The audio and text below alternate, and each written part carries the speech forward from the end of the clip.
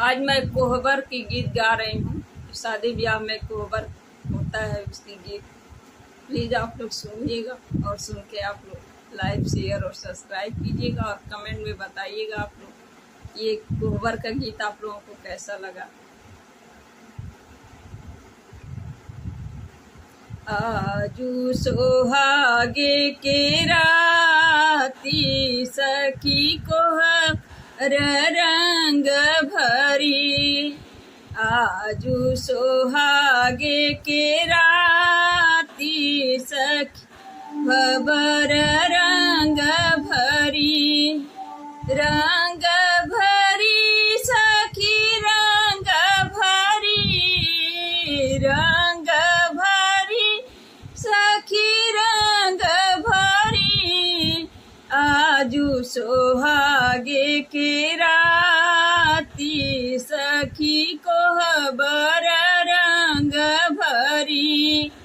आजू सोहागे के राती सखी कोहबर रंग भरी।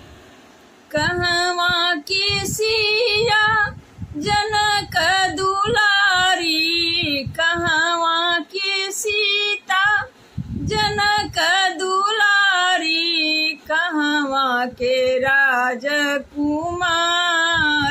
कोहबर रंग भरी।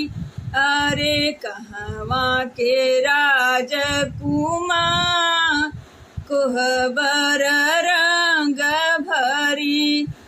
आजू सोहागे के राती सखी कोहबर रंग भरी।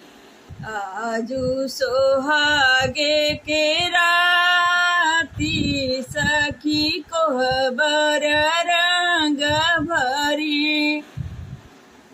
मिथिला की सिया जनक दुलारी।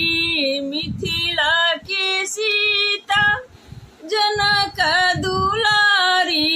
जनक दुलारी हो जनक दुलारी। अवध के राजकुमार कोहबर रंग भरी। अवध के राजकुमार कोहबर रंग भरी। सखी आजू सोहागे के राती कोहबर रंग भरी। सखी आज सोहागे के राती कोहबर रंग भरी। का खाई सीता जनक दुलारी। का खाई सीता जनक दुलारी। जनक दुलारी सखी जनक दुलारी। का खाए राजकुमार कोहबर रंग भरी। अरे का खाए राजकुमार कोहबर रंग भरी। आजू सोहागे के रात सखी कोहबर रंग भरी। आजू सोहागे के राती सखी कोहबर रंग भरी। दही गुड़ खाई जनक दुलारी। दही गुड़ खाए जनक दुलारी। अरे मेवा मिश्री खाए राजकुमार कोहबर रंग भरी। अरे मेवा खाए राजकुमार